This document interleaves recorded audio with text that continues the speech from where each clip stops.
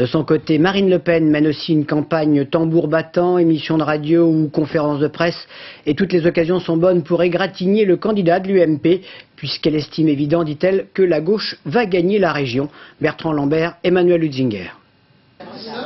Félicité quelques heures plus tôt par Jean-Marie Le Pen pour les 12,26% des voix qu'ils ont obtenues au premier tour, Marine Le Pen et ses colistiers s'efforcent de garder le sourire.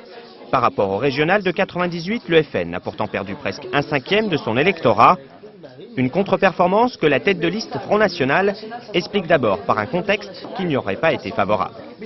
La sociologie de la population d'Île-de-France a changé, qu'il y a beaucoup de familles qui sont des familles modestes, qui ont quitté l'Île-de-France, qui l'ont fui parce que c'est devenu invivable, et que c'est là que nous puisions aussi une partie de notre électorat. Mais je crois surtout que nous avons été victimes de cette véritable escroquerie montée par M. Santini, qui a récupéré des votes contestataires au gouvernement pour les rapporter servilement au gouvernement au second tour. J'espère qu'ils ne se laisseront pas faire, les électeurs.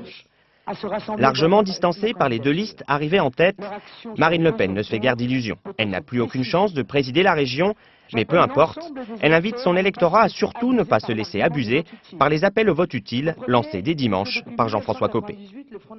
C'est à la proportionnelle le deuxième tour. Nous aurons autant d'élus que nous ferons de voix. Par conséquent, il faut que nous fassions un maximum de voix pour avoir un véritable et fort groupe d'opposition. Mais je suis là pour ça, puisque M. Copé lui s'est jamais opposé à M. Huchon. Ils ont co-géré la région pendant 6 ans. Alors encore une fois, la seule opposition crédible et efficace, c'est le Front National. D'ici ce week-end, Marine Le Pen va poursuivre sa campagne de terrain, avec désormais un objectif clairement affiché, conserver les 17 sièges de conseillers régionaux que le FN avait décrochés il y a 6 ans.